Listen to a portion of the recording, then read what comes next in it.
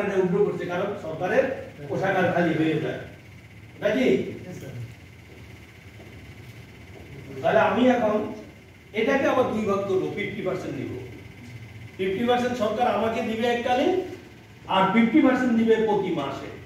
তাহলে দুইটা ভাগ করেন, এটাতে ভাগ 24,750, আর এখানে হলো 24,750। কিন্তু আনুতোষিকটা পাবো আমি এই টাকার আবার 1 টাকায় কত, 230 টাকায় পাবো।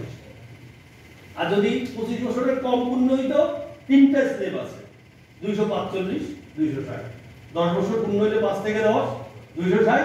15 থেকে 10 থেকে 15 হইলে কত হবে, মানে 20। 10 থেকে 20 যদি হয় তাহলে সেখানে 245, 20 থেকে এবার মানে 25 এর উপরে যা আছে সেখানে হবে 230। আমরা ধরে নিলাম আমাদের চাকরি 25 বছর পূর্ণ হয়েছে বলছি, তাহলে আমরা পাবো কত, 230 টাকা মাস। প্রথম কাজ হলো মূল বেতনকে কনভার্টেড করবেন 90% করে। জি স্যার, ওটা বলছি স্যার। এটারে ভাগ দিবেন 2 দিয়া। ওই যে টাকাটা হবে ওটা প্রতি মাসে পাবেন। পারিবারিক পেনশন আপনি আপনার ওয়াইফ বা আপনি যাইয়ার বাকি থাকলে এটা মাসিক পাবেন, পারিবারিক পেনশন নাকি। পেনশন কবে, এটা মাসিক। মাসিক পেনশন কত, 24,750 টাকা। আর এটাকে 230 দ্বারা গুণ করেন কত টাকা হয়, ক্যালকুলেটর আছে না,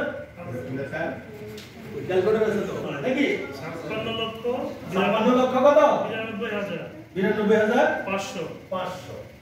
তাহলে ওই ব্যক্তিটি এককালীন কত পাইতেছে, 56,92,500 টাকা। আর সে পারিবারিক বা মাসিক পেনশনটা পাবে 24,750 টাকা। তাহলে এটা বুঝার কি বাকি আছে? এখন মনে করেন এটা 90% না হয়ে কোন কোন ক্ষেত্রে 80% হতে পারে, বা 40% লেন্থ অফ সার্ভিস যদি কম হয় তাহলে সেখানে সে 90% না পেয়ে 80% বা তার শ্রেণীভেদে টেবিল আছে, পেনশন টেবিল, সেই অনুসারে পাবে। চাকরি দিলে তো বলতে পারবে